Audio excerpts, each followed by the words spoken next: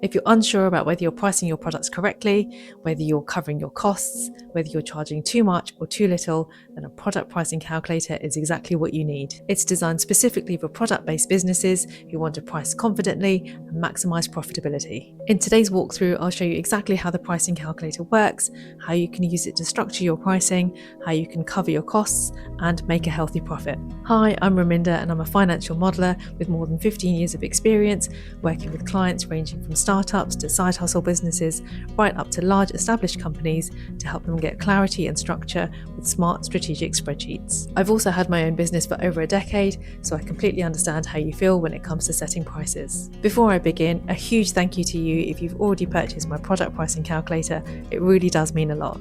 And if you don't have one yet, please head to the link in the description box below where you can download one from my website. Okay, so let's dive in. So let's start on the info sheet where you have an introduction and some step-by-step instructions. This will be covered in today's video, but they are here for your quick reference. Next, I want to show you the glossary page, which outlines all the key terminology used in this spreadsheet and also outlines some of the key calculations used in the calculator. Then onto the setup sheet, which is where you can customize the pricing calculator. You can add any name here, which will update the title on each page. Select your currency from the drop-down. If your currency is not on the list, please let me know and I can add it in for you. And then we have these threshold parameters. The reorder alert threshold percentage lets you know when you need to reorder a certain stock or item soon. So for example, if we enter 20% and a certain item is within 20% of your minimum stock level, there will be a flag to notify you to reorder this item soon. And I'll show you how that works when we get to it. And a similar thing for the critical reorder percentage level, which enables you to set a percentage amount here, and if your current stock levels reach this percentage of your minimum stock level, there will be a flag to notify you that this reorder is required immediately. And again, I'll show you how that works when we get to it. For the units of measurement, this will vary per business, but whatever units of measurement you use for the materials in your business, you simply need to enter them here. So we are using the example of a candle making business, where they may have these materials using these units, and you can enter up to 20 units in this list. Next, let's head to the materials and inventory page. At the top, we have these charts and tables to show you some visual summaries of your materials and inventory. Below that, we have some space to enter your overheads and equipment with 20 rows in each and some space to make some notes. And then beneath that, we have some space to enter your materials, and it also provides an inventory breakdown. There are 100 lines here for you to capture each of these materials. As I mentioned, I'm using a candle making business as an example. So let's add some materials and inventory. So let's add the SKU number for the item, the name of the item, how much it costs to purchase the materials, the quantity, and then select the unit from the drop-down. The items in this drop-down come from the list on the setup page, so if you need to add or remove or change anything, just update that list and it will automatically feed through to this one. This calculates the cost per unit. So for example, we've got our rose essential oil. It costs £10, the quantity that we've got is 500 millilitres, and so our cost per unit is 2p. Then across to the right we have our inventory check, so we can enter the quantity that we currently have in stock right now. So let's say we have 20 millilitres remaining, and we check that on the 11th of August. Then we enter what our minimum reorder quantity is. So let's say we don't want to go below 100 ml, and then based on the thresholds that we entered on the setup page, we will see a flag here as to whether the item is in stock, whether we need to reorder soon, if the reorder is required immediately, or if the item is out of stock. And then we can also see the value of current stock right now. So let's fill all of this in.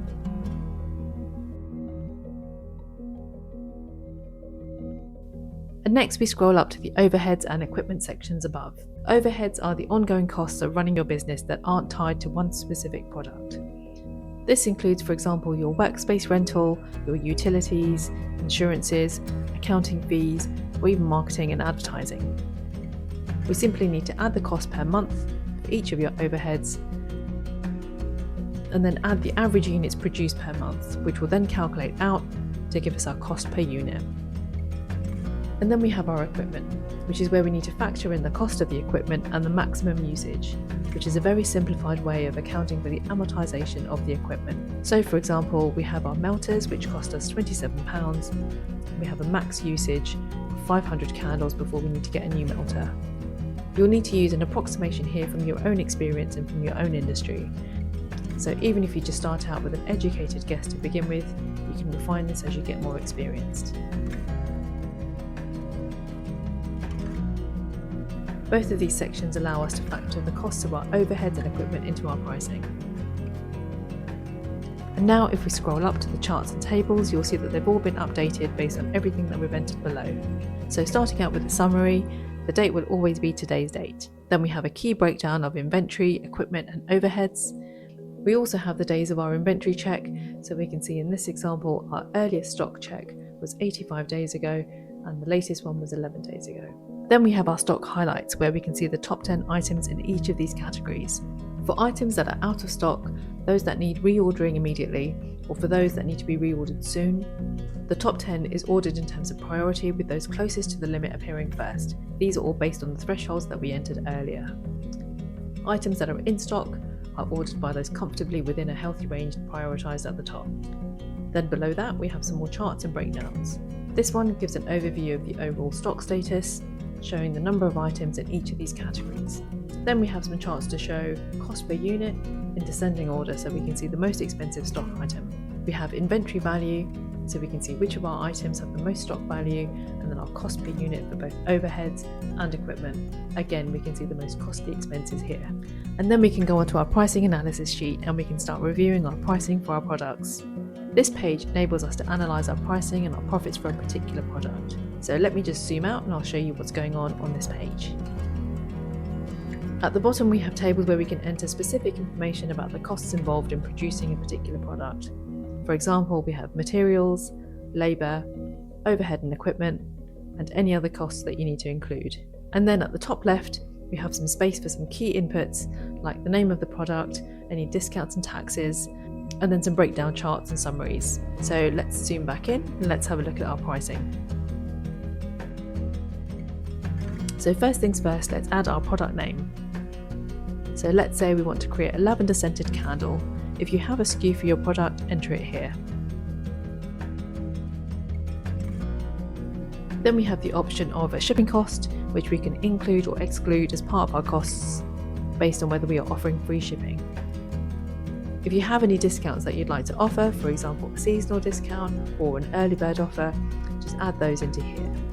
Then we can choose to include or exclude as we go forward.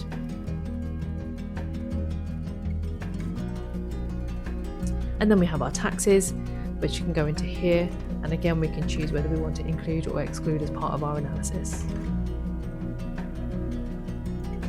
Here we have 3 pricing scenarios. So you might have a profit margin percentage that you have in mind, or a profit amount that you'd like to include, or maybe there's a final selling price that you were thinking of. All of this can be entered into here, which will feed the scenarios, and this can be changed at any time. Now let's enter the materials and costs required to produce our product. So let's start with our raw materials.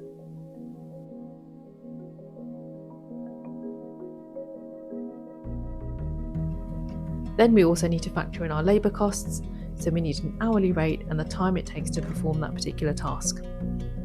This calculator doesn't capture batch production at the moment, so you need to apportion on an individual product basis for now. If you would like batch production included, please let me know, I'd love to hear some feedback from you. And then we need to list our equipment used and any other costs that you might need to include.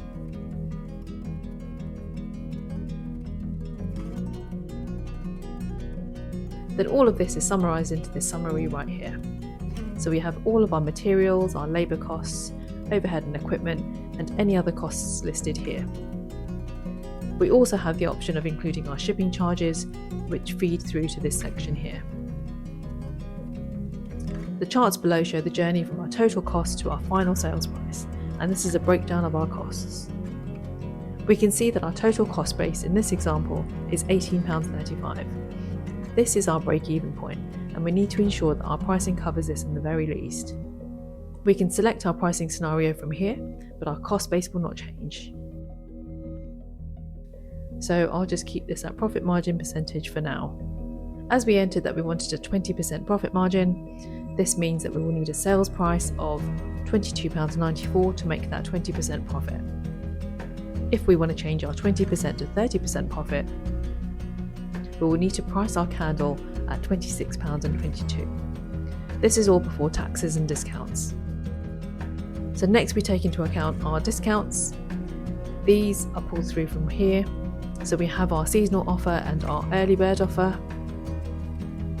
And we can choose to apply or not apply by ticking these boxes or change these percentages, and it will all feed through. This will give us a sales price after discount, so we can see that it still covers our costs, but it's now eating into our profit. Then we apply our taxes, and again these feed through from the inputs here, and again we can choose to apply or not apply. Then this gives us our final sales price, including all applied discounts and taxes. As I mentioned, we are currently looking at the profit margin percentage scenario, but we can change this really easily from here to look at pricing by our desired profit amount or our final sales price. So if we select profit amount from here, we can see that we entered £5 in our assumptions, which feeds through into here, showing that we need to charge £23.35 before any discounts and taxes. And our third scenario is by final sales price, which shows the input that we entered here, and it back calculates from here. Again, we can play around with the assumptions to analyse the impact.